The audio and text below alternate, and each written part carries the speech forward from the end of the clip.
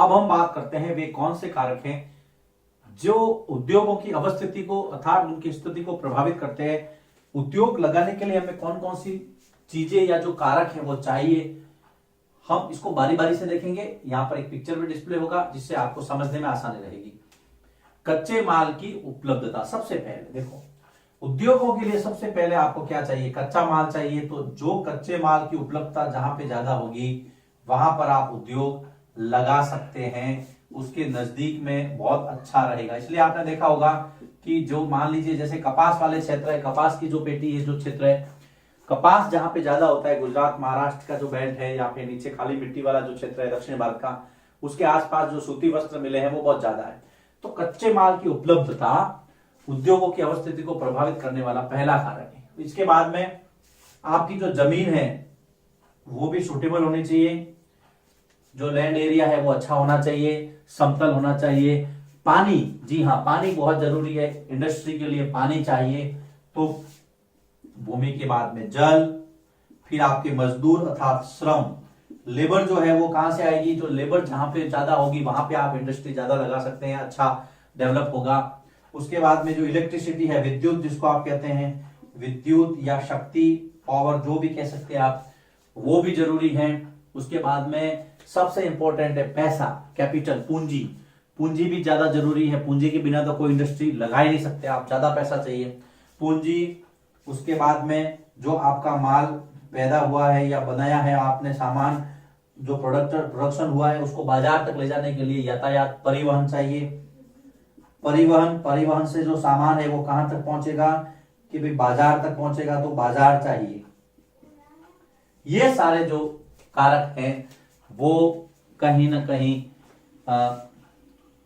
एक इंडस्ट्री के लिए चाहिए, उद्योग को प्रभावित करते हैं, उद्योग के लिए जरूरी है। इसके अलावा अगर हम बात करें कम्युनिकेशन, जो संचार है वो भी चाहिए।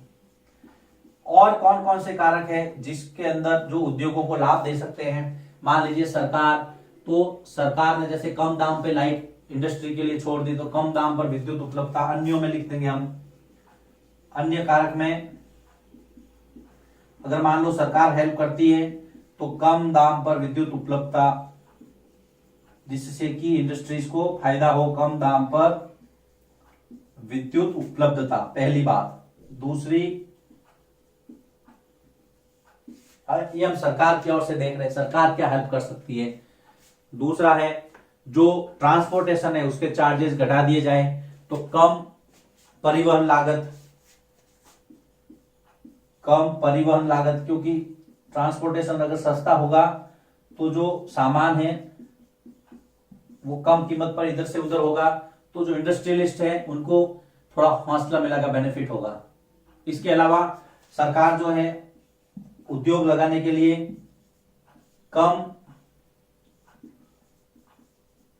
ब्याज पर ऋण भी दे सकती है, जिससे कि लोग उद्योग लगाने के लिए प्रोत्साहित हो।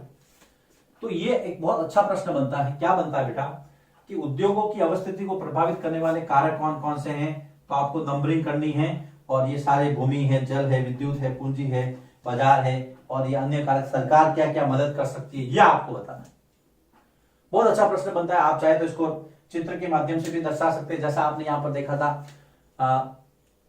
और अगर आप चाहे तो इसको लिस्ट आउट भी कर सकते हैं। प्रश्न आएगा सीधा, उद्योगों की अवस्थिति को प्रभावित करने वाले कारक कौन कौन से हैं। अब हम थोड़ा आगे बढ़ते हैं और एक इसके आगे वाला जो टॉपिक है वो है औद्योगिक तंत्र, उसको समझते हैं।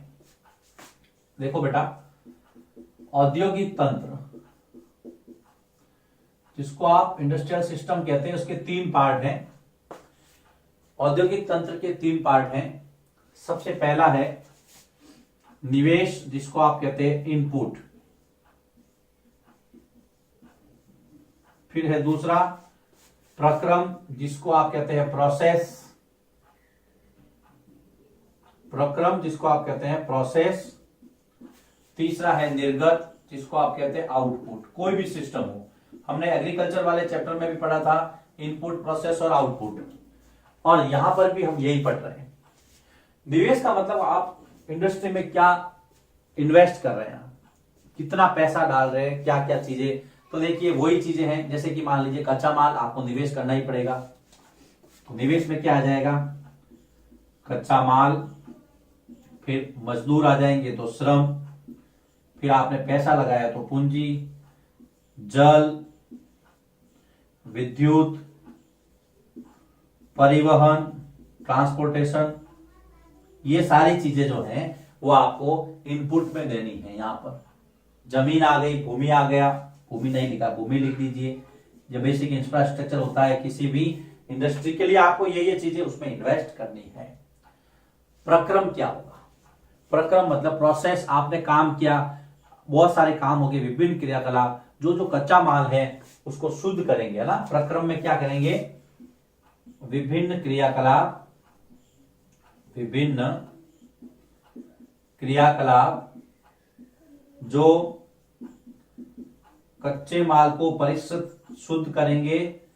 कच्चे माल को परिष्कृत करते हैं, परिष्कृत का मतलब उसको शुद्ध करके उसको उत्पाद के रूप में परिवर्तित करते हैं, उसको कहेंगे हम परिष्करण। फिर आपको निर्गत में क्या मिला? आपको एक तो प्रोडक्शन मिला, जो उत्पाद है प्रोडक्ट मिला, उत्पाद मिला, उत्पाद के साथ में आपको पैसा मिला, और पैसा से आपको क्या हुआ? आपको प्रॉफिट हुआ, वो आपका इनपुट था। ये है औद्योगिक तंत्र। सीधी सी बात है, आपको समझना है आपने क्या इन्वेस्ट किया, क्या निवेश किया, इनपुट क्या था, पहला स्टेप। दूसरा, फिर आपने प्रक्रम प्रोसेस किया हुआ। तीसरा, आपको रिजल्ट क्या मिला। ये है बेटा निवेश, प्रक्रम और निर्गत, इसके 3 स्टेप हैं। निवेश में आपने इन्वेस्ट क्या क्या किया, यही अगर हम डालेंगे किसी भी इंडस्ट्री के लिए जरूरी है। देखो जमीन जरूरी है, परिवहन, विद्युत, जल, श्रम, लेबर जो है, पूंजी चाहिए, कच्चा माल चाहिए, सारा। फिर काम आप ये करोगे, फिर आपको ये मिलेगा। अगर हम उदाहरण लें किसका, अगर हम सूती वस्त्र उद्योग का उदाहरण लें, इसके अंदर ये उदाहरण ले, अगर मान लो सूती वस्त्र उद्योग का उदाहरण लेता हूं मैं, सिंपल सा, बहुत शॉर्ट में हम समझेंगे। अगर हम सूती वस्त्र उद्योग का उदाहरण ले तो देखिए निवेश में क्या आ जाएगा, ये तो सारा आएगा ही जाएगा, लेकिन अगर मैं शॉर्ट में रहूं तो कपास प्लस अन्य, जो भी अन्य क्या है ये सारे आपको अन्य में लिखना है। अगर आ जाए एग्जांपल के लिए तो आपको इसमें कच्चा माल की जगह कपास लिखेंगे, फिर श्रम, पूंजी, जल, ये सारा लिखेंगे। उसके बाद में प्रोसेस में क्या होगा इसके अंदर, दूसरे में तो कपास में देखो सबसे पहले जब कपास मिल में आएगा तो उसकी ओटाई होगी। ओटाई मीन्स उससे जो छोटे छोटे बिनोले होते हैं ना कपास के बीज, उनको अलग करते हैं, उसको हम कहते हैं ओटाई। तो फिर होगी पहले ओटाई होगी, ओटाई के बाद में फिर सूत की कताई होगी, कताई के बाद में फिर उसकी बुनाई होगी, बुनाई के बाद में फिर उसकी रंगाई होगी, कपड़ा रंगा जाएगा, और रंगाई के बाद में उसकी छपाई होगी, कपड़ा पे छापा लगेगा, उसको प्रिंट किया जाएगा। आपको क्या मिलेगा, निर्गत में आपको मिलेगा कपड़ा मिलेगा, बढ़िया सा तैयार। कपड़े को जब आप बेचोगे तो आपको पूंजी मिलेगी, और पूंजी से आपको प्रॉफिट होगा, तो उसको हम कहेंगे लाभ। यह एग्जाम्पल है। सूती वस्त्र उद्योग में आपने ये डाला, ये काम किया, और ये आपको रिजल्ट मिला। ये है औद्योगिक तंत्र। एग्जाम में अगर पूछे आप इसको इसी तरह से डायग्रामेटिक स्टाइल में लिख सकते हैं, वर्णन कर सकते हैं एग्जाम्पल के लिए। ये उदाहरण दिया हमने सूती वस्त्र उद्योग। तो अभी हमने 2 टॉपिक क्लियर किए। सबसे पहले उद्योगों की अवस्थिति को प्रभावित करने वाले कारक, दूसरा औद्योगिक तंत्र क्या है। लिखिए इसको। इसके बाद में हम आगे बढ़ते हैं अगले वीडियो में। औद्योगिक वितरण कौन कौन से प्रकार है उद्योगों के, मुख्य रूप से 3 प्रकार हमको पढ़ने हैं, वो कौन कौन से उसके बारे में जानेंगे। पहले आप इसको लिख लीजिए, फिर हम अगले वीडियो की ओर चलते हैं।